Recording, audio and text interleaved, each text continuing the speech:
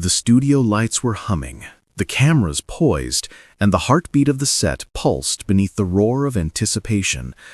Mark, the Beast Labbett, towering presence, gray suit, signature tie, strode confidently onto the stage of the glitzy new dating show, Love's Final Question. He was used to tension, to quiz show adrenaline and the razor edge of defeat. But tonight, something different lurked behind his steely demeanor.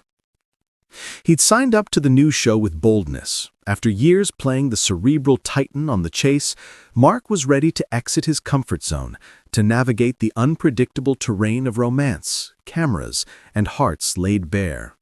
The producers promised glamour, drama, and the possibility of connection. It felt surreal, the quiz board replaced by champagne flutes and candlelit corners. The day had started smoothly enough. Mark arrived early, greeted by the dating expert host, the makeup chair, the familiar hum of rigging and production chatter. He chatted upstairs with the contestants, played the good sport, laughed his deep laugh. Then, after lunch, a seemingly run-of-the-mill buffet, the first warning signs appeared. He felt the lightness in his limbs, a vague shudder in his fingers. He glanced at his glucose monitor hidden under his shirt. The reading flickered low. Shoot. His body whispered betrayal. For years, he'd battled hidden enemies, type 2 diabetes, weight, and the fear of winding the clock back. He'd shed stones, transformed himself physically, battled inertia and sugar and complacency, but in this moment, all that work seemed to wobble. Production called for a rehearsal, a mock date, camera blocks, the contestant sat opposite him in moody light. Mark tried to smile. He tried to charm. He told the small talk lines he'd memorized, but internally, he was collapsing, sugar crashing, his body crying out. He swayed, his skin flushed, his speech dried. The director noticed. "Mark," she said softly between takes, "you okay?" He forced a laugh, a heavy, atmospheric laugh that sounded wrong. "Fine," he said. Then he went into the restroom. In the mirror, he stared at his reflection. The giant quiz Goliath now looked vulnerable, shirt untucked, tie loosened. He peeled off his jacket, sank to a plastic chair in the behind-the-scenes corridor. He held his breath. He drank water. He texted his manager with the one word, pause. When the director knocked and asked, "Do you want a break?" Mark nodded, his mouth dry. Something shifted. It wasn't just the low sugar. It was the weight of cameras, expectations, the desire to show up authentic in love, to be more than a puzzle crusher. For all his quiz show victories, this was uncharted territory, and his body reminded him that no stage, no reputation could trump his health. A dramatic decision. Back in the studio, the contestants were seated, the lights dimmed for the date. The host opened with a sweet-voiced introduction. And now, an intimate moment between our guest and whatever may unfold. Mark should have walked in across that red carpet, but instead, the call came. The medic had arrived, the glucose was too low, something wasn't safe. The director announced, "We're going to take a break. Everybody please reset." Confetti cameras slowly retracted. The audience murmured off camera. In the control room, the executives exchanged worried glances. One whispered to another, "Is this part of the show?" It wasn't. Mark remained hidden backstage, lying on a sofa, blanket draped across him. The medic checked him. He mumbled apologies. He apologized for letting down the crew, the contestants, his own ambition. The thrum of the set seemed distant now.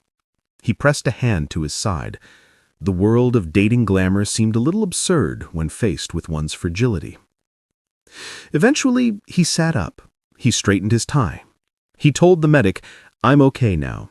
But he also told the producer, "I can't do the next scene." The producer nodded discreetly. The show would carry on, with someone else in his place, or with upset timing. It was not ideal, but it was necessary. Aftermath. Reflection in the quiet. Later that evening, off stage and away from cameras, Mark sat alone in his trailer. The air conditioning hummed low. His glucose reading had returned to normal. The adrenaline had faded, replaced by a quiet ache. He thought of his son, of the years ahead. He thought of his quiz show battles, the cheers, the Beast nickname. But tonight, the battle had been different. He typed a short message to his social media, "Apologies to everyone. I had a hypoglycemic episode during filming tonight.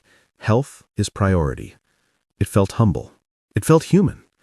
Fans sent love. Some said, "You don't have to apologize for being human." He settled in for the night, worried about what this meant for the rest of the show, for his public image, for his next outing. But he also felt a strange relief. He'd learned something, that power is not only what you display under lights, but what you surrender when you need to. That love shows promise glamour, but behind the sparkle is a man who needs alimentation, rest, care, compassion. A new resolve. In the days that followed, he returned to the clinic that had supported him through his diabetes journey. He talked to a specialist about filming schedules, about carbohydrate timing, about what to do when the cameras roll and the energy drops. He noted longer filming hours, late-night takes, emotional exertion. These were new variables in his health equation. He went home and played with his son, running in the park like he used to. The dog tugged at his sleeve. He laughed out loud. He realized something. The show might pause him, but life didn't. And when he finally stepped back into the studio, some weeks later, refreshed, recalibrated, he did so with fresh humility. The glitter of the cameras still dazzled, but Mark walked in differently, aware of his limits, stronger for knowing them, ready to engage in dating show theatrics without betraying his self-care. He greeted contestants with warmth, cracked jokes, adopted the Beast persona, yes, but behind it lay a man who had faced a scare and said, "No more." He asked for siesta breaks. He asked for glucose monitor alerts. He asked for producers to respect him as a whole human being, not just a towering quiz machine. Final scene. The cameras rolled again. The contestant sat across him. The host introduced the next round of dates. Mark tiptoed into the spotlight, taller than most, suit immaculate, eyes bright. He smiled. Genuine. He matched wits, matched hearts. Maybe found a spark or two. The audience clapped, and when the lights dimmed, the catchlights faded, the day ended, he walked off stage with a simple motto. If you chase love, you must also chase your health. Because in the end, the brightest spotlight can't compete with the glow of self-care, the breath of safety, the quiet peace of living well.